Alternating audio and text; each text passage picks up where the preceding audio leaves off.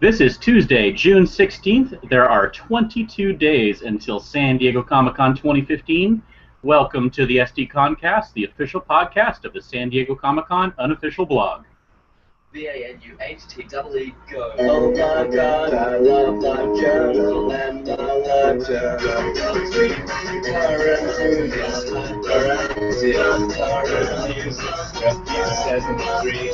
I love the color scheme, it's pink and purple, it looks dreamy. I love all the posts I make and the million comments that they make. I love the internet and I love the world. I am your host, James Riley, and joining me on the podcast, Carrie Dixon, my partner in crime, who is wondering when she's going to get a cool nickname instead of that lame Roger Rigger from last week. Hey, everybody. And also joining us, our special guest from Factory Entertainment, Barry Eldridge. Good evening. Good day. And also from Factory, Tom Vargas. Hello. All right, guys. So first off, SDConCast is brought to you by 3D Light Effects, the makers of the innovative cordless 3D Deco Lights. Find the perfect Marvel, Nickelodeon, Hasbro, Disney light to decorate your or your child's room. And now you can pre-order the brand new Star Wars lights on Target.com, available in Darth Vader, Yoda, or Boba Fett. Visit 3dlighteffects.com or our show notes to find out more. All right, Carrie, you want to get us started?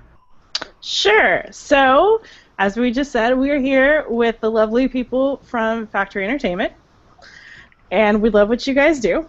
But, like, how many years have you guys actually been exhibiting at Comic-Con? When did you start? Technically since 2011. We had a minor presence, you know. We've always kind of been there as fans and been in various paths in our profession. But I think we should have little pins. I get 16 years this year. Yeah. Which you get less for murder, right? I think. Yeah, we've been there since about 2011, and every year it's just been getting bigger and bigger and bigger. Yep. How has it changed since you guys started in 2011? Or has it changed? The more things change, the more they stay the same. But people and lots of them. It just, I mean, the building isn't a TARDIS. It doesn't get bigger, but it just appears to get more people in it every year, and short of ramming them in, I don't know where they all come from and how they fit them in, but every year it just seems like, wow, it's busier, and wow, it's busier. So people and the the exhibitors. There's a lot of the bigger studios and the Hollywood crowd now takes Comic-Con seriously. It's a legitimate pop culture thing, whereas for many years it was kind of, not a joke, but people were like, Comic-Con, haha, snigger. Now they're like, ooh, Comic-Con, wow, it's something everybody knows about now, not just us select few ramblers. Right. That's right. So, before you guys exhibited at Comic-Con, had you exhibited at other conventions, or was that your first, or how did that work? We did a couple. I mean, Barry and I ourselves, we did a couple Star Trek conventions. Actually, beyond that, Barry actually did quite a few conventions. One big one in particular. But we did Star Trek convention. We've done WonderCon, and And I, as you can tell from my thick Bay Area accent, I'm originally from the California area. I did a lot of shows in Europe, which are very different. But yes, I used to do all sorts of shows and conventions and things. So yeah, dab hand, done them since I were a wee lad this high. Were you excited the first year you exhibited at Comic-Con? I mean, did it feel kind of like you made it? The thrill. Definitely. I mean, I don't think it's a secret that everybody knows that Factory Entertainment, and most of us used to work for Master Replicas. So we went from having that. Everyone's going to think I'm a real, but there was a rock star attitude to Master Replicas. It was a booth that everybody wanted to come to. And when Master Replicas died, it was sad. It was, we lived and breathed it, and it was like a family member had kind of passed away. And we thought, oh, well, no more Comic-Con. And then we were really lucky to be able, they said, you know what? It's hard to get in, but we'll make some space for you. And we were like, yes, we actually got into Comic-Con. We thought we would be gone, we'd never be allowed back. so much weight legitimacy behind what we were trying to reinvigorate and continue to do. We felt incredibly lucky to get back there in the first place, and having had a presence there ever since 2011 has just been awesome. It's been getting better every year. I think it's fair to say in this industry, people don't take you 100% seriously until you're at Comic-Con. And if you're not there, they start wondering, is everybody okay? Yeah. What's going on? Are they going to be around? Yeah. So yeah, no, we're excited. We are every time, and it doesn't. I don't think that wanes. You know, we know what's expected. We know what the fun parts are, and we know what the not so fun parts are. But yeah, I'd be lying if I wasn't kind of doing the little kid thing and saying I'm kind of excited. And then ask me 2 days before, and I'm like this, then maybe not. Well, so speaking of the excitement, how early do you start planning each year?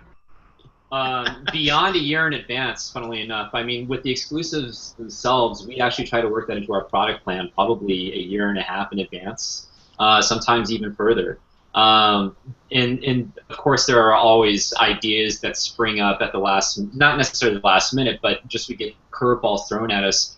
I remember one of the first years that we were there as Factory Entertainment, we had produced a variant of the Black Beauty from the Green Hornet movie, where we made a white car, and that was kind of like, you know, oh crap, this thing looks amazing. We really need to make a variant of it, and look what they're doing at the end of this movie. And not to give me spoilers, you know, to the movie, but yeah, I mean, we go as far back to like a year and a half, and you know, maybe even sometimes longer to a couple of months if we can work it into the development cycle and to develop the products, but. You know, the booth and everything else, I mean, that's months of preparation and work to get going. Yeah, it's a springboard balancing act because you want to stay current and you want to be able to, like Tom said, turn on a dime and have product that's super relevant, but at the same time you want to get it planned and you don't want to be air freighting your exclusives at the last minute. And I literally just got off a phone call just before this podcast discussing next year's exclusives, so it's kind of weird. They all kind of roll into one long continuous, you know, what is it? It's Tuesday and at 7 o'clock it must be Cleveland, that kind of thing. It's that whole joke. Wow, that makes for a lot of work throughout the year then, just for this one show. Well, and the hardest part is knowing what to cut. Like Tom said, we have, you know, item A and B and C, and then suddenly something epic will happen. We'll sign a new license, or there'll be some big twist, and then we're like, you know, damn it, we have to change that. Make some sacrifices. You know. And sometimes you can't do it. Sometimes, you know, there are some things we wanted to do for this year that just didn't come to fruition, and rather than kind of try and do it half-baked, we'd rather not do it at all, because, you know, that's the secret to Comic-Con is kind of getting it organized and planned and prepped. Otherwise, it'll explode. So to kind of circle back to what you said, obviously it's a huge planning process, but what is the actual process like for determining what actually is a Comic-Con exclusive versus what is just a normal retail item? Witchcraft and black magic, no. We wish we could say that there was a scientific process, but most of the time we just follow our hearts. Yeah. I mean, not to sound too I don't know. There's a yeah, it's 90% heart and gut feel, and would I think this was a cool item, and 10% practical. Come on, guys, you know, the CEO of the company will pull us down from our lunatic fringes and say, look, you know, is this actually? Because, you know, the sad truth of it is, it's a crapshoot. You don't, you know, you roll your dice and you don't know if your stuff's going to sell, and you have, you know, 4.5 days to sell it to the entire fan community. We try to get analytical about it too, but, you know, sometimes, or most often we find that those really don't account for very much. It's not like a crystal ball. I mean, you make your best guess, but the things that we think that we're going to sell always not sell, but get the most amount of attention at the show. Invariably, you know, they get some attention, but there are times, often, where the things that you think, this is just fun for us, we'll see how it goes, are really, really popular, wildly popular, more than we would have ever anticipated, and more than the analytics would have shown as well. Comic-Con's primarily about passion, right? And people go there with their heart on their sleeve. And one of the changes that you mentioned earlier, exclusives. You know, it's gone from having a handful to hundreds, if not, you know, I doubt thousands, but it feels like thousands. It feels like it, yes. Yes, it does. Time is compressed, their wallets are certainly compressed, and so they're buying things that they're passionate about and they fall in love with. They're not buying them, you know, we don't see people standing there, you know, longingly thinking, I think I shall invest in that item. It's, oh, I love it, I want it, or I don't want it. Right. You know, there's nothing in the middle. It's all or nothing. And yeah, we have to try and as Tom said, it would be irresponsible of us to say that there was a scientific way to gauge people's passion, because there isn't. They either love you or they hate you. And we've got to try and feel the love a little bit. And yeah, we do. We look at stuff, we look at what other people are doing. We try to reach out to the community as much as possible and see what they would like. We listen. If they align with our own passions. You know, but first and foremost, we try to take them into consideration. And we listen. We take our own. Yeah, we listen to what people say. This guy here, the Archer pillow that we have this year, was intended as a regular retail line item. The response from retail was kind of, it's Archer's head. You know. And I'll avoid the obvious sit on my face joke here, but and there was no huge interest from retail, but we had it on our booth at ComicCon, and I'm not exaggerating when I say probably once or twice an hour somebody said, "Oh my God, that's the coolest thing ever! I want it! I want it! I want it! I want it!" And so we thought, okay, it's not hot enough to appeal to retail, but it makes a perfect exclusive. So it's there because last year, if you build it, they will come. And last year people asked, so it's here. So if anybody doesn't buy it, it's all your fault, not mine. We've had similar experiences with prior product too that have been successful, like a giant yellow submarine. Yeah. Where we put that on display just to gauge people's interest, and it ended up being exclusive the next year. Yeah, that was, and retailers said, "Oh my God, we love it, but it's enormous. It's 3 feet long. Where the hell am I going to put it?" Yeah. So that we do listen to people on that front, but yeah, mostly passion and love. So what I'm hearing is we should be looking around your booth this year for possibly next year's exclusives. Yeah, I'm going to do that. Come and see me. Yeah. But no, she'll be the one to let all those trade secrets go. Seriously, if people want to see something, come tell us. And we're not some corporate monstrosity. We try and be honest with people, and if we think it's possible, we'll say. And if we think we're going to have to jump through licensing hoops of fire, we'll try it. But there are certain things that are it's just not worth trying. Like we've had some what we thought were fantastic ideas that have been turned away. I mean, I'll just say Ned's head, which would never see the light of day. No, but there you go. Yeah. That would be awesome, though. We thought so too. But there's a book in there somewhere of awesome things that will never see the light of day because people, are you drunk? No, just crazy. But if you can't do it at Comic-Con, you can't do it anywhere, and it is a good place to kind of test the waters. And we have done. We've a couple of years back we had a convention exclusive that was the Kiss Mount Kissmore, which was kind of a crazy idea, and we're now building a whole line around it, and people will see. I'm going to stroke my ego here a little bit and say they'll see some breathtaking stuff on our booth this year that they'll stop and go, "Wow, I see where you came from, and now I see where you're going to." And trust me on that one, they can certainly come up to me and say, "You know what, you're insane," or they can say, "Actually, I love what you're doing." So yeah, that does happen too. We kind of use it to test the waters and the depth of our insanity and see if people agree with us. Okay, so we now know that the oddball Comic-Con exclusive-y stuff is basically just all things that you know that we want. How do you, the option to have things shipped out, what's the benefit to that if, it's just going to go out? Is it just so you can expand the market out there, or is it just so that people who just can't make it because of the cost and difficulty to get tickets?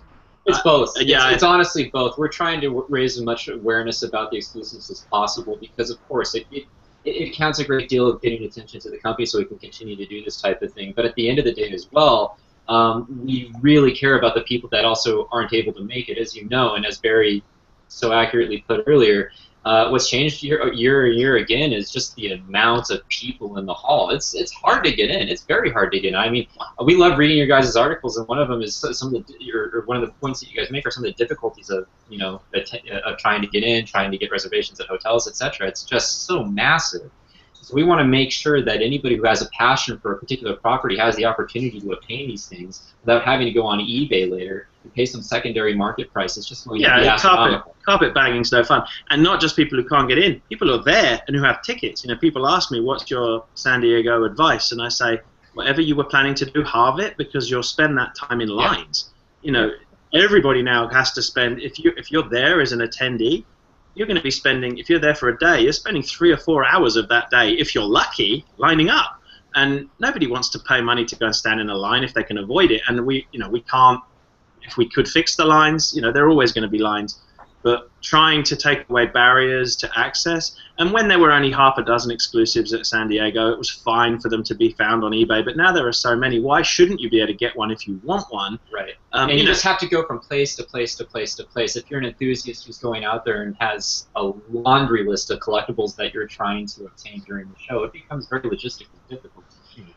Beyond that, too, we try to manage the line as much as possible. It's not just for the people. We offer the products online in the sense that we can ship it to them. We also have a pickup option available as well, so they can come up to the booth and easy, no waiting. You just come up. We give you the exclusives. We figure we got to, we see people who come to the booth and they have military precision. It's, they've split up. There are 4 of them, and the mom's she's got this list, and and they come up. I want this, this, and this, and I need this, and they're so well planned. We need to be equally flexible to suit them. And we keep an eye on it. When we put something up for pre-order online, we watch it, and if it starts to look like it's selling, the intention is to always have enough stock. We do have an allocation dedicated to online orders, and that's separate away from the orders that we're going to be taking at the show. So the second that we run out, we mark it as sold out for the time, and then when they come to the show, we'll have an allotment available for people who are willing to purchase on site.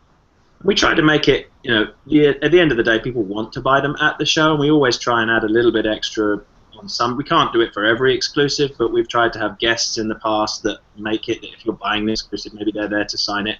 Well, hey, you can come and talk to us, lovely people, and that makes it amazingly priceless.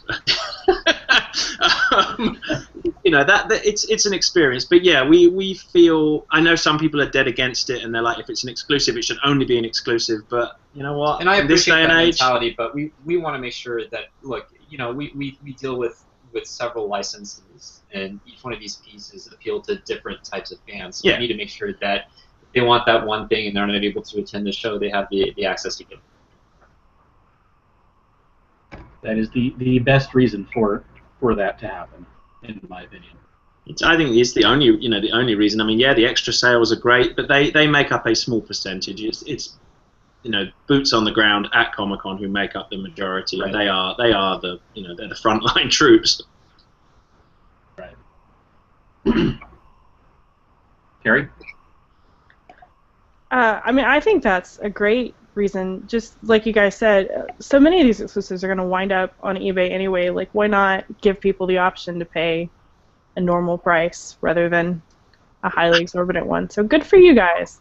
There's always going to be, well, thank you. Yeah, there's always going to be that one item at Comic-Con that everybody wants and is going to be worth 10 times. And you know what? Isn't that half the fun? You should be able to buy that and pay off some of the cost of the hotel and the food and the flights. And good luck to you. That's the crapshoot of Comic-Con. You earned that right to do that. But the guy that wants to walk up and carpet back 90% of your stock, we're like, yeah, come back later, politely, because that kind of sucks. And that's an important point too. I mean, we do put limits on the amount of a quantity that an individual can purchase. So we're not going out there and saying like, oh, just order 100 if you feel like it. That's ridiculous and completely unfair and against everything that we want. And people don't really try it. The most, I would say 99.9% of people are totally 100% cool. And you'll get the group of 4 people who are like, we've come all the way from wherever we've come from, and there are 4 of us, and it says you're only allowed 2. Can we have 4? Of course you can. We're not monsters. Yeah, exactly. But we've come all the way from wherever, and there are 197 of us. Maybe not. Slight difference. Yeah. Yeah, and no, people don't try it on. We've had it happen only once or twice out of the years that we've been there. Trading cards. Yeah. Trading cards because they're small. I'll take all of them. But again, as Barry said, everybody is just genuine, and they're there because they care about the exclusive. Right.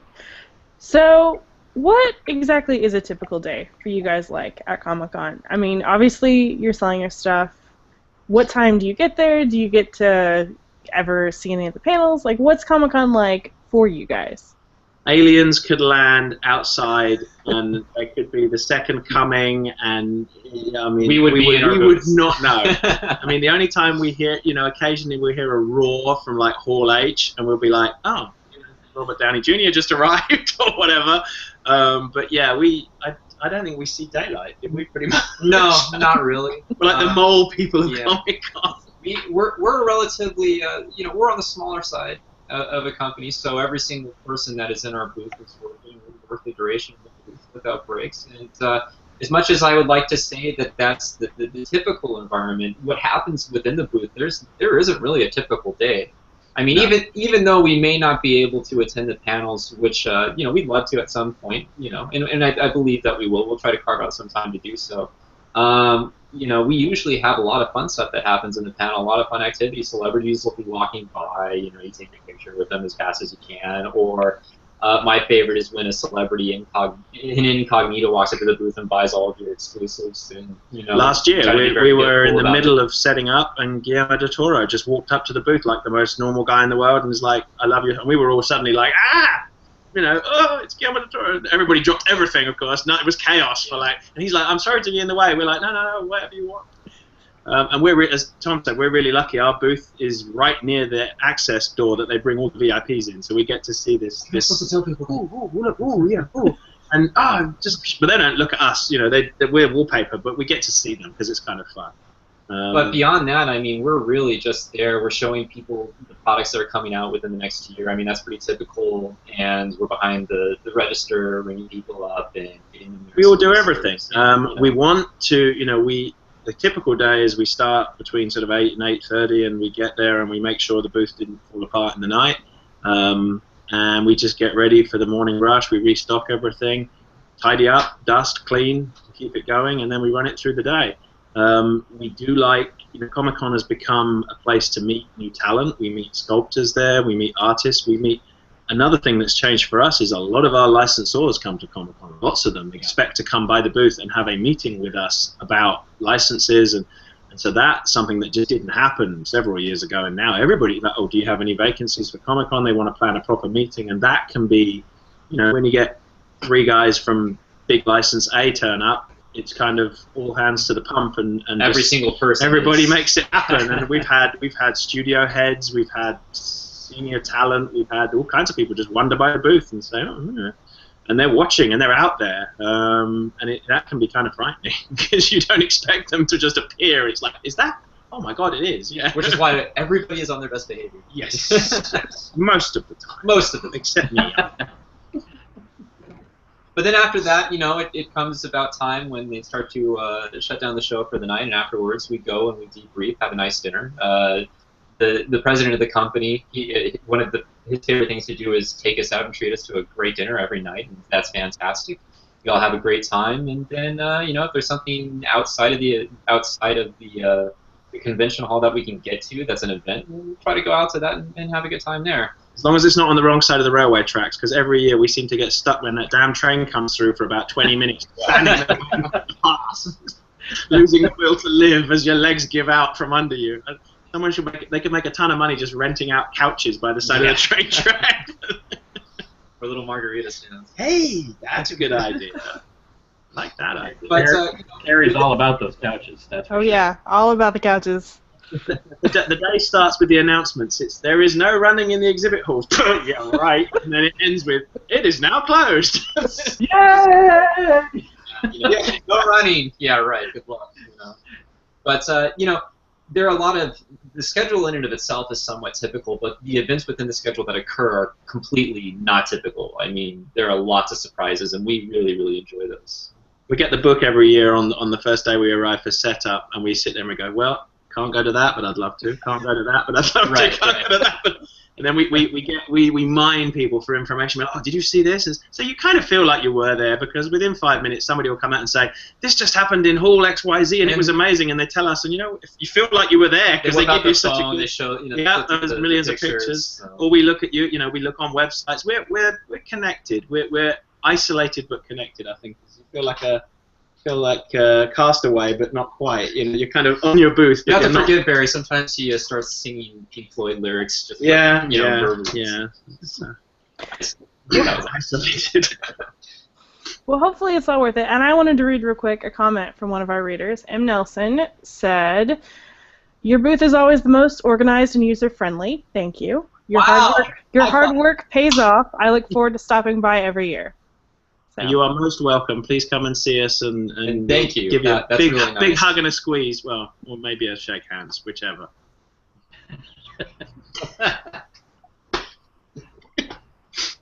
We really appreciate that. That means a lot because there's we're There's pretty a lot small. of hard work that goes into that, and we are pretty small. We stand there and we look at the mega booths and we go, because we used to be there. We used to have the Master Replicas booth, and you know what? I kind of like the one where nobody feels like they can't come on our booth and say, we love your stuff, you're awful, we like that. They can come and say whatever they like. You don't see the people. I watch the people standing at the edge of the mega booths kind of like going, shall I go on? Am I welcome? Am I? You can see them kind of feel like they're not intimidated. And we try to be very warm and welcoming. I mean, well, that's our personalities anyway. So we're just being ourselves, really. So the fact that we look organized, well, we're fooling a lot of people then because it seems to be working. Yes, it worked. It's organized chaos, I would say. You can tell M. Nelson their checks in the post. We appreciate it. But no, truly, thank you. Yes. So you were talking about the licensors and studios and stuff coming by. This is just a general question because I'm always interested in this kind of stuff. But just in general terms, what goes into getting a license and producing stuff for it? You don't have to go into specifics of making a third thing and how much money you pay or whatever. But I can show you. It's this. Please. No, that's not a joke. It's not a joke. There's a million people doing this out there. I keep bringing up Master Replicas because it's like the clap. You never get rid of it. When we were Master Replicas, there was very few people doing this kind of thing, and you could roll up and you'd be the only one doing prop replicas, and they would say, yeah, interested. Now there's hundreds of people, and so you have to ask nicely, find out what categories you want, and the initial hurdle is, are those categories available, and can you carve something out that is different or unique? We try not to, now you get one guy's got the license for 9-inch figures, and the other guy's got the license for 9.5-inch figures, and somebody else has got the license for 9.5-inch figures with sound, and we try not to get into that too much because it's just becoming, for the consumer, there's just noise. It's like, how many variants of the same exact thing do you need to go out there and collect? You know that there's a market for it, otherwise there wouldn't be that much of a compartmentalization. But at the same time, we want to make something that's unique and cool too.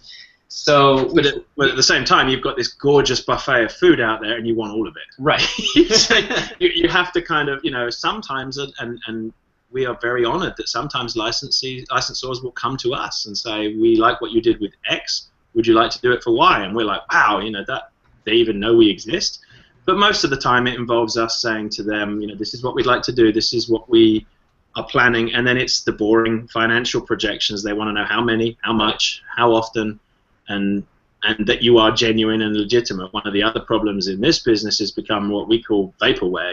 I'm going to release 97 things and 4 come out. Right. They hate that, and that's become, unfortunately, an endemic problem. You see a lot of announcements for things that never actually materialize or take 3 years to come out, and we delay things all the time for whatever reason, but waiting forever becomes this ridiculous Herculean task that nobody wants to wait forever. And what's really cool about it as well is, beyond saying please, what we also find is once we're through the doors and once we start to create a relationship with a lot of these guys and these girls out there, they're just as much fans as we are, and they have obviously a very, very big interest in what they're doing and a passion for what they're doing. So when we come up with a prototype that we talk about and we show them a concept, and you see their eyes light up, it's like, okay, we get it. We're talking the same language now.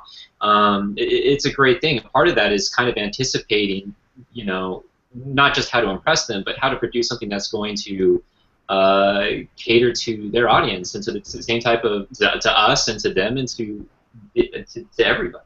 And you'll often have to put multiple hooks in the water. You'll go for 3 categories and you'll get 1, but that's great. Sometimes you go for 3 and you get 5. Right.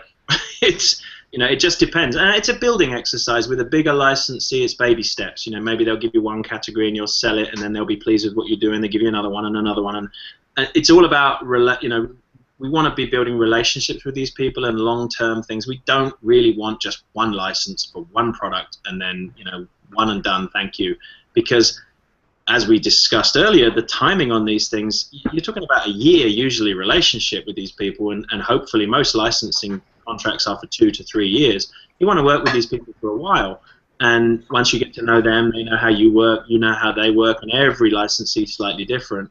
You know, everybody has their own set of rules and regulations and guidance and just peculiarities that are specific to that particular brand or category. And those can be interesting to learn, and once you've learned them, it's a lot easier then to do new products with that licensor. Well, to kind of circle back to something that you said, you guys do some really unique things, and they're awesome. The one I'm super excited about this year is the George R. R. Martin talking plush, the one that's in battle armor, that's behind you. Yep. And actually, one of our readers, Brian, asked, would you mind giving a demo of him talking? Sure. Would you mind, George? No, he's very nice about this kind of thing. There's only one God. His name is death. There is only one thing we say to death. Not today. It would be the one hyper. This thing's got a mixture of philosophical, as you just heard, and let's see what he says next. Like the Game of Thrones. Win or you die. And then. Fear cuts deeper than swords. When the snows fall, the white winds blow. The lone wolf dies. The pack survives. Their heaven. When I die, I sort of go to Middle Earth.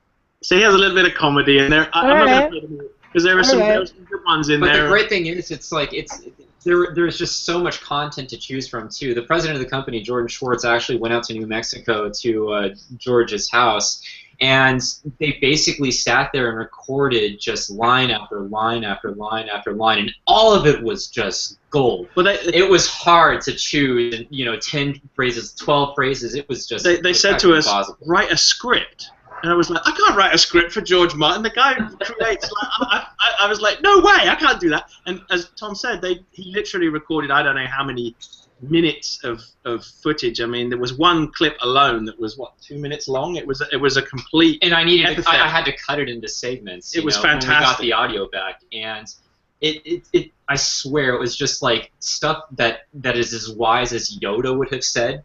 And then just some brutal Games of Thrones-y stuff. So and some really funny stuff. There's a quote in there on the video where he says, "I'm working on it." Yeah, I'm working on it. Fantastic. So. He does. We put the one quote we did put in, which 80s throwback. We asked him, "Would you say it's a nice day for a red wedding?" And he went, "Yeah, it's pretty funny." Who doesn't like Billy Idol? Well, that was the Billy Idol throwback, and it's that product is particularly personal because last year we saw George give a talk. We did make a point of going out of the booth to listen to his talk because he's somebody we admire deeply, and he actually gives a fantastic performance. And he spoke about how he really dislikes not being able to be an attendee at Comic-Con anymore. He's not a normal person anymore. He's one of them, and he hates it. I mean, you could literally see the pain in his. He said, I really dislike the fact that I can't walk the halls. Yeah. Not because people bother me, because I feel obligated that I have to talk to everyone, and it takes me an hour to move 3 feet. So it's just not, sadly, something he can do anymore. And we felt so sad. It was like, oh my God, George can't come to Comic-Con anymore as George. He has to come and, maybe he can dress up in a costume and do it like, some of the other guys do. So we did think maybe people should get a little bit of George from Comic-Con, and it was a joke. And then we were really lucky. His personal assistant is a lovely lady who we weren't really sure, because it's a weird thing to have somebody say, "Can we make a doll of you?" and it's not something that happens every day. And they were like, we'll ask him, we'll ask him, because we thought, maybe they'll bite our head off, maybe they'll banish us to the fighting pits, who knows? And they were like, we'll ask him. And there was a long wait, and then they came back and they said, yeah, he's cool with that. And so it came to fruition, but it was kind of 50-50. We really didn't know whether he was going to say, I actually really don't like the idea of that. So, they were actually concerned that people might abuse the doll in some way, like, stick voodoo pins in it and do stuff like that. It's like, spoiler alert, you killed. I'm not going to go there. But you can imagine, the intent. And I can see where they were coming from with that, because I'm guessing he gets some pretty vociferous, vocal feedback from customers and fans, but he was cool with it, and apparently he thinks it's hilarious, and he has one. But the great part about it is, it's just like, let's say that you are frustrated that so and so has passed in the show. You can now hug you them. and I need to have a talk. It's a kind of a cathartic blanket. You can hug it when you're happy, and when you're sad, you can put him in the naughty corner and tell him off. Yes, that's awesome. Okay, so I think we probably should let you guys go if you want to go. Wrap it up, unless you guys have maybe any other news that you might want to share. Yeah, I think we do. Yeah, we give you a little exclusive that nobody else has got. So we're going to have an in-booth signing with William Shatner on Saturday, July 11th at 5 p.m. We haven't announced it officially yet, but now everybody knows. And so we're really excited. And people are going to say, why William Shatner? What's it got to do with your licenses and products? And the answer is, can't tell you yet. Yeah. But when Bill says he'll come, hell, you make room for Bill. Seriously. Honestly, That's awesome. one of those phone calls where it was, would you be interested in having Bill Shatner on your booth? And it was like, who the hell says no to that? Like, really? No one. Absolutely no one. No. It was the weirdest question ever. Like, they were genuinely asking. Like, obviously somebody has said no in the past. Well, we're really excited about that one. And there might be one more thing we can talk to you guys about that we haven't told anybody about, but will be on display officially in our booth. It's this little guy back here. Barry wants to grab that really quick. It's a sculpture we haven't put up for pre-order and we haven't announced yet, but this is a Winterfell desktop sculpture from Game of Thrones. You can't really see the detail. We'll have photos available. I'll send them to you, Carrie, immediately after the phone call if you're interested. And yeah, we're going to have this thing on display. We're debuting it at the show physically. Winterfell is coming, and hopefully it's the start of a line. Game of Thrones has some epic environments, and that's what we're trying to capture with these. This is a desktop Winterfell, so whether you're in House Stark or House Bolton or House whoever, you can kind of absorb yourself in Winterfell and sit there. And it's incredibly detailed. The detail you'll be able to see it in the photos. breathtaking. It's just absolutely amazing. There's so much going on in there. And again, this is another one that we said, little miniature castles? What do you think? Here's the result. Nice. It looks amazing, and that's totally up my father's alley, so I will definitely be hitting you up after the show. I like the way you said up my alley. That's good. Nice. That's right. So before you guys go, real quick, where can people find you at the show or any time they want? You can find us at factoryint.com, or you can follow us on Twitter at factoryint, or find us or like us at Facebook at facebook.com/factoryint, and it's pretty consistent across the board there. And yeah, we're going to be obviously at the show during the duration with all of our exclusives, which you guys have been so great about announcing for us. And we'll be in booth number 2647. And also, don't forget about the giveaway. Yes. Yep. Head to the back wall, and we're in the back row, facing the back wall, where the cool kids hang out. That's right. Basically, roughly the middle of the convention. It's pretty much right. Yeah, right in the middle. The pillars that hold the roof up are just to the side of us, and yeah, go all the way to the back, and then yeah, come find us, and we'll be there. We might have a little suspended sign with our logo on it. So yeah, this year. Not too hard to find. Yeah. Awesome. Just don't come on Saturday when Will Shatner's around, because the line will be probably pretty epic. Well, or come if you want, but yeah, we're imagining that may be a little bit of a tight squeeze. I can't believe you just try to convince people not to come to the booth. I'm doing my responsible thing. People who don't like crowds and lines are not going to want to be there for that. You'll be announcing how to get tickets or whatever it is you're going to be doing for that signing? Yes, that's all forthcoming. Yeah. Okay. Let's get the first scoop. We better go and make sure that they're happy we've told everybody now. Yeah. I thought that was we can trust these guys, right? it's our little secret. Yeah. Totally. Yeah. Nobody else is listening right now. No one at all. All right. Well, thank you guys so much for coming on. Yeah. And we will see you at ComicCon in 22 days. Thank you, guys. Thank you. Thank you.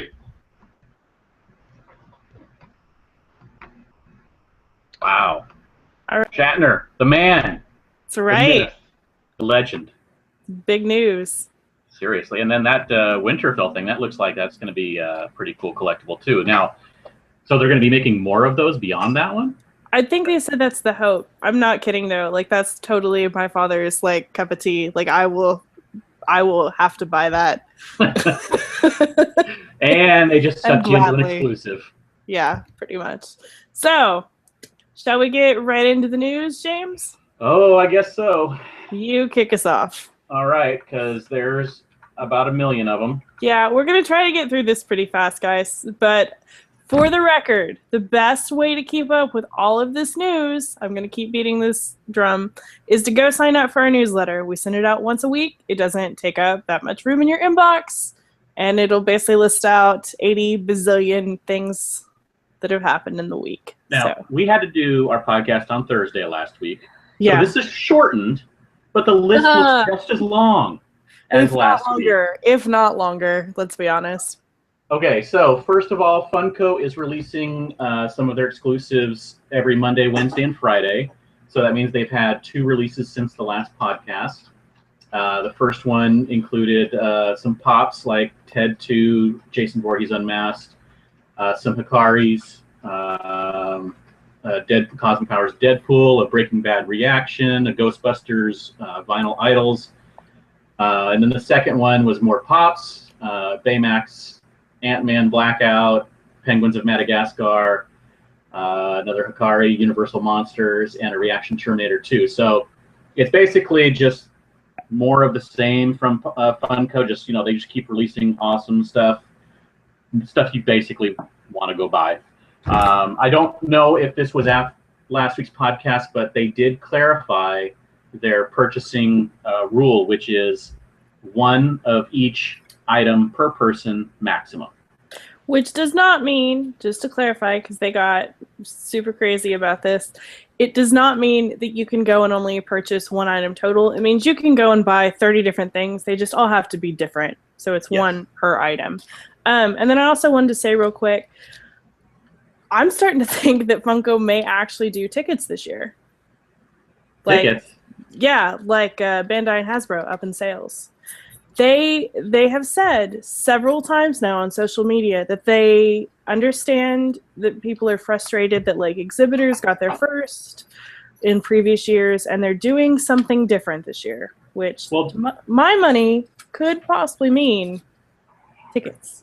The 1 per person, though, is a definite step in that direction.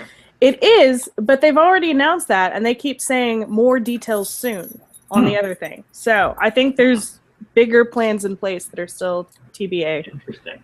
But as we mentioned, they'll be releasing, it looks like they release 6 or 7 every Monday, Wednesday, and Friday. So just keep an eye out, because we'll be posting about them every single time that they pop. You're hilarious. I know. Thank you. Also, earlier today, Koto Bukaya, thank you. I have to slow down to say that one, announced another one of their artifact statues. This time it is the Merc with the Mouth Deadpool. And it looks pretty awesome. We have a photo up on the website, and you can go check out their Facebook post to see all the different views of it. Same rules as always. They will have a limited amount for sale Friday, June 19th at 10 a.m. on their website. And otherwise, you can pick it up at the convention. That's right. And finally, the big panel news that was released today from AMC was their Walking Dead panel, which will be in Hall H on Friday from 12 to 1 p.m., followed immediately by the Fear the Walking Dead panel from 1 to 2 p.m. Hardwick is hosting both of those. It looks like it's going to have a sizable amount of the cast in each panel. Yep. And it's on the same day as Star Wars. Just like we said last week, Friday, Hall H, like that line is going to be longer than we've ever seen. That's just what it's going to be. There's too many people who love the things that are going to be in that room that we know about so far for it not to be a long line, because there is going to be some crossover. So obviously some people will want to see both, but there are so many people who want to see both. It's just going to be so many people lining up. Yeah. And then the third panel that they announced was for their Into the Badlands series, which will be on Saturday, the 11th, from 10:30 to 11:30 in room 5AB. And they're going to have an autograph session on Friday for The Walking Dead. But it's from 10 to 11 a.m. at their booth, which I'm sure is going to be ticketed.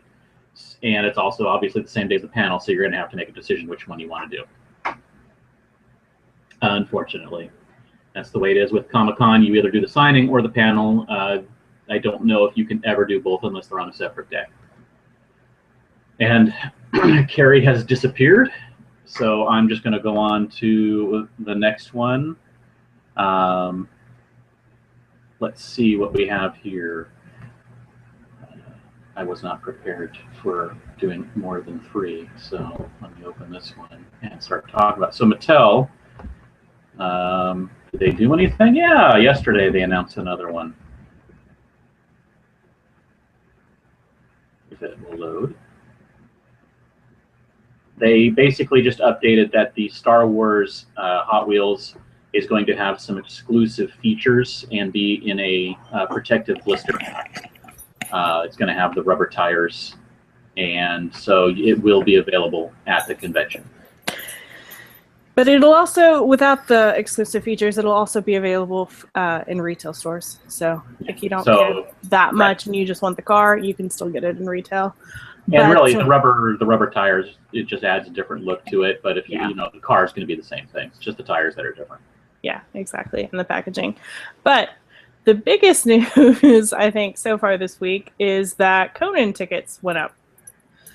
And it was interesting, is what I'm going to say. Comic-Con, okay, so when they announced it, they told people, watch Conan's social media and also sign up for the newsletter. Neither of those things mattered in the end. Instead, Comic-Con International sent out an email to most everyone. If you didn't get an email, we're pretty sure it's because of your opt-out options under your member ID. So probably the third-party one, because I don't have that one on mine, and I didn't get the email. Right. So those went up. We're also pretty sure it was solely a lottery. We had heard that rumor even before they announced much of anything. I heard somebody who spoke on the phone today with Conan's people, and they reiterated it was a lottery. And based on what we saw from people, like some people put in the special code that Comic-Con International sent out, some people didn't, some people submitted at 7 p.m., some people submitted at noon. Like, it didn't really seem to make a difference. But for better or for worse, the Conan tickets went up. And as far as I'm aware, they're pretty much all assigned right now. So if you should check your email and see if you got confirmed. If you did, you have to log in and claim your tickets.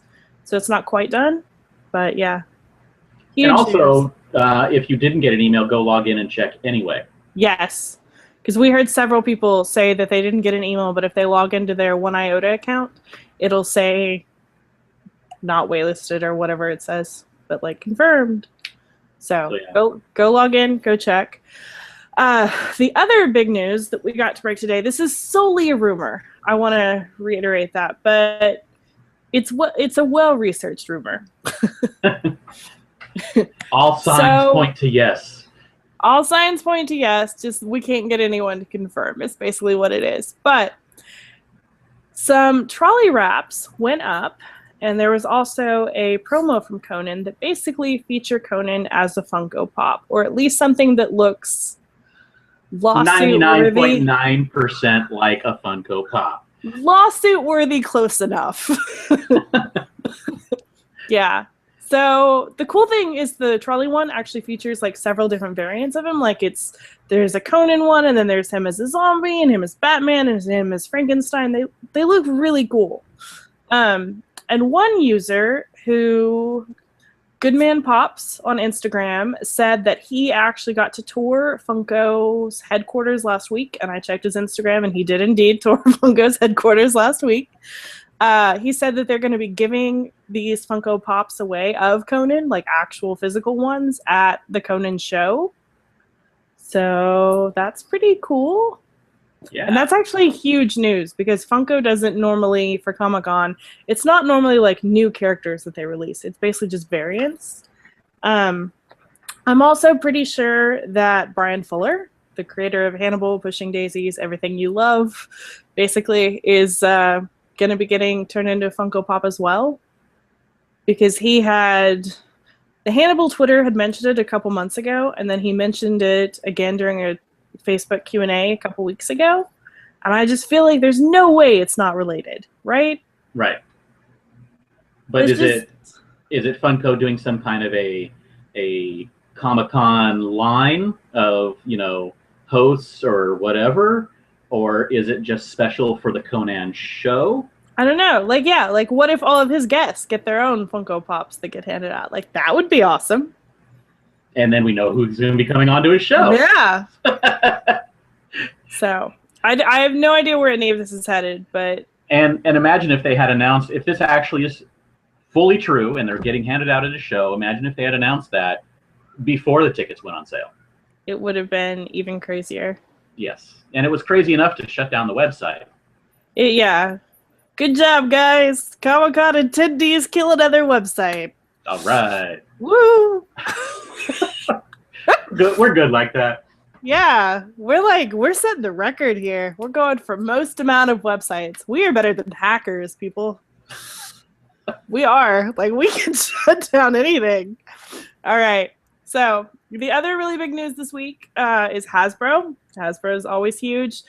A couple of things got announced. Yahoo this morning had the exclusive. They're doing 2 different Ant-Man sets. One is probably the cheapest Hasbro exclusive that will ever exist. It's $9.99 because it's a 0.75-inch figure that's smaller than a penny and around the size of a very large ant.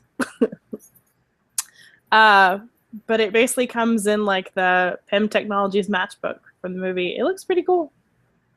It's teeny tiny, though. And they said they made sure to point out that there are 0 points of articulation. Yes, that's right. 0 points of articulation, kids. Get it while you can. They also announced that they're doing a deluxe Ant-Man pack, and this thing includes so many Ant-Man. It's just all kinds of Ant-Man. There's a 12-inch Giant Man, 6-inch Goliath, 3.7-inch Hank Pym, who comes in a lab coat, 1.5-inch Scott Lang, and a 1-inch Hank Pym. It's basically Ant-Man of every possible size imaginable. It looks really cool. The packaging is awesome. They also, the My Little Pony Facebook teased that we will be getting another My Little Pony exclusive, which should shock absolutely no one. So I think there's still a couple things left for Hasbro to announce. We've got the Magic the Gathering set, which is pretty much leaked. My Little Pony. And then who knows if we're getting a gym exclusive this year. You would think we would, especially with the movie coming, right? Yeah, you would think. I would. But I think we still got a couple things left from Hasbro that we haven't seen yet. Yeah. Well, Funko's announcing all the way to June 29th, so yeah, there's still time to announce things. They got another 2 weeks. That's right. They got longer. I mean, of course, someone could announce something, the day before the show started if they really felt like it, but please don't do that. Don't do that. Don't do that. All right, so a whole bunch of other things happened this week. We got to exclusively unveil a couple of Toddland / the Aquabats merch today. There's some really cool stuff. We'll be posting more about that soon. The sci-fi panels got announced. That's big news. Mm-hmm. It's almost entirely new shows this year. Yeah, there's like only one returning show. Yeah, Defiance isn't coming back this year, so it's basically just Dominion, and that's not even bringing the cast. It's basically just a screening with the EP. Interesting. Yeah. But yeah, so, Sharknado 3. Sharknado 3, The Expanse is getting a screening. Z-Nation. Z-Nation, 12 Monkeys, all that good stuff. All the information's on the site. Yeah. Entertainment Earth announced a whole bunch of stuff. I'm not even going to go into it. BBC. But it's the ambiguously gay duo. Yeah, that exclusive is not so ambiguous. The BBC shop announced that they are bringing a Doctor Who charm bracelet. Gentle Giant announced a couple of G.I. Joe exclusives. They're really retro. They look pretty cool. What else happened, James? Oh, geez, you're going to make me go through some of this. Yeah. What would you end off on? Gentle Giant. So you're on shirts. Oh, shirts. Oh. Announced the pre-sale of their official shirts. There's 4 designs this year. The new official art one, which is the Flash. The Comic Arts Conference, right, has their shirt, and then the Toucan has a couple of shirts, including one that's a redone color from last year. So get to the site, order them before the con starts, and you can just go pick it up whenever you feel like. But pay attention to the fact that the location has changed. All the information is available on the site. Lego announced another exclusive, which is pretty awesome. It's the Ultron, Throne of Ultron, 203-piece set, sells for $40. That one's going to be pretty popular, I would say. Geez, our buddies over at Factory had some exclusives that they announced. Some kind of talking plush of some kind. Let's stay on let's stay on Factory for a second. So, if you like what you've seen so far of Factory's exclusives, you actually do not have to even stop by their booth to get them. You can go right now onto our site. We are giving away a prize pack of just about all of their Comic-Con exclusives. All you have to do is sign up for their newsletter. We will put the link in the show notes. But it's a great way to get all of Factory's exclusives delivered right to your door. That's crazy. It is crazy. Vikings is going to be at Comic-Con again this year. We knew about the panel, but the offsite got announced. It sounds pretty cool. They're basically taking the duck boats and they're turning them into Viking longships. And they're also going to be returning the drinking horns that they had last year in the gas lamp, which I never saw or even heard about until after the convention. But from what I saw, they looked really cool. And I think they entitle you to discounts at a couple places. But, I mean, it's a Viking horn that you can drink out of. Who doesn't want one of those, right? Gotta go to the Ren Fair at some point, right? That's right. The Fandom Awards are back.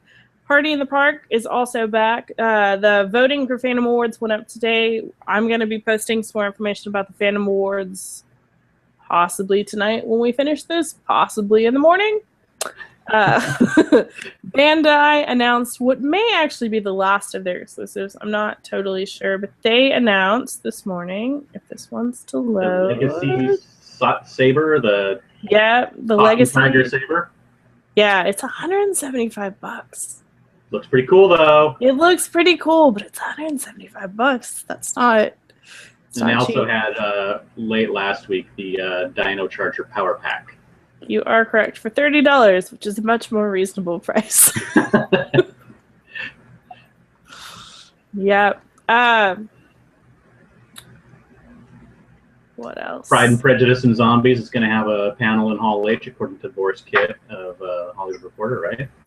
Yeah, and I totally trust him. So yes, they're going to have a panel. It's not official or anything, but it'll have Matt Smith, Lily James, a whole bunch of other people. It'll be a good time. Yep. The real Comic-Con question. Released. Oh, go ahead. The real question to me about that one is: does that mean Sony is having a panel, or does that mean like some other studio is bringing it? You know, kind of like we got that Radius panel last year, which no one in their right mind would have predicted we would have had a Radius panel. Right. So is it going to be one of those? With all of these offshoot production companies that help finance films, and then they can bring them if they feel like. Right. So that to me is the biggest question about this. Is it one of those kind of panels, or is Sony actually having a panel this year since they have no booth? Guess we'll find out in about 9 days. Yeah, 9 days. There we go. 10 days. I don't know what day it is, James. Yeah, 11 days, something like that. Next week. Yeah, next week. Comic-Con released the official Comic-Con exclusives list, which is always growing. There's a few things on there that haven't been announced yet, but if you want to see what the official Comic-Con list is, just head to their website. They got toys and comics and pops and all kinds of stuff, including even a San Diego Public Library exclusive library card for California residents only. Wow. Wow. Yeah. Symbiote Studios announced their exclusive, a Warframe Excalibur figure. It's a little 4-inch figure. And who else do we have here? NECA has another exclusive, the Planet of the Apes Classic Series 3 7-inch action figure bundle. And there's some question about whether that's really a Comic-Con exclusive, because I saw somebody posting today that they had said a while ago that was going to be like a Toys R Us thing. So available first here and then going to Toys R Us. Yeah, it could be. They also announced a Friday the 13th set, which is young Jason and Cam. Yeah. So a lot of people are very excited about that one. Mm-hmm.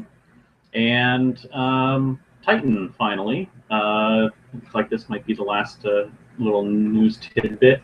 Announced a couple more of their little figures. Actually, it looks like they released a lot more. Yeah. Pictures.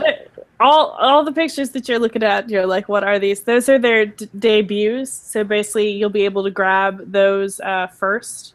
At the convention, they have a couple, like the Time Lord Rebel collection, the Sherlock collection, Ghostbusters. So you'll be able to get those ahead of the retail release. And then they've also got some actual exclusives, which is like their...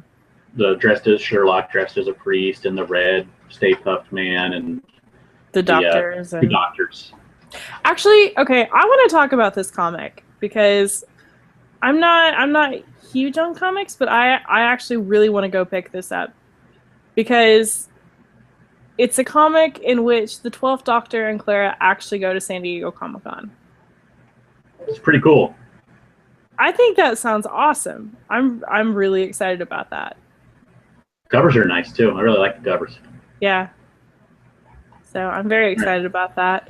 But our party is also in 22 days. The shirts will be mailed this week, we promise. The buttons have been ordered and shipped. Woo! We've got more prizes. In fact, poor Kim, who has just boxes and boxes in her garage. She got box 1 of 2 from NECA today and was showing us photos. And it's just, even we were like amazed at how much stuff. That's a lot of stuff. It's a lot of stuff, so you guys are going to have cool a very good party. Yeah, some of that stuff. How do I win that? I know. So, good times. But I can't.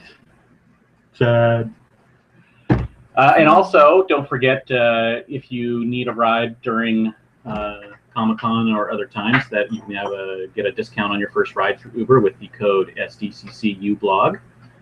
And as always, all the news bits that are not fit to print in their own post make it into the under the tents column, UTT, which is daily at this point.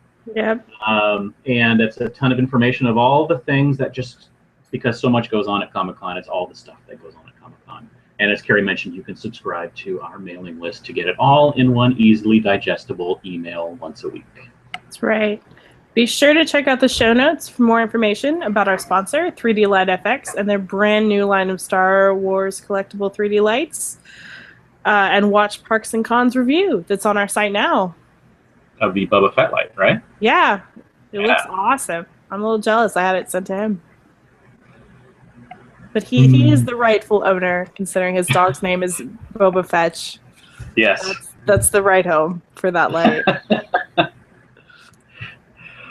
All right. So thank you again to Barry and Tom from Factory Entertainment for coming on the show. You can find them, as they mentioned, at factoryent.com, facebook.com/factoryent, and on Twitter at factoryent. Carrie, where can we find more of your work on the internet? You can find me on Twitter at Carrie Dixon. You can also find me manning the blog's Twitter at SD_comic_con, or you can find us on... You can find all of us on the website at sdccblog.com.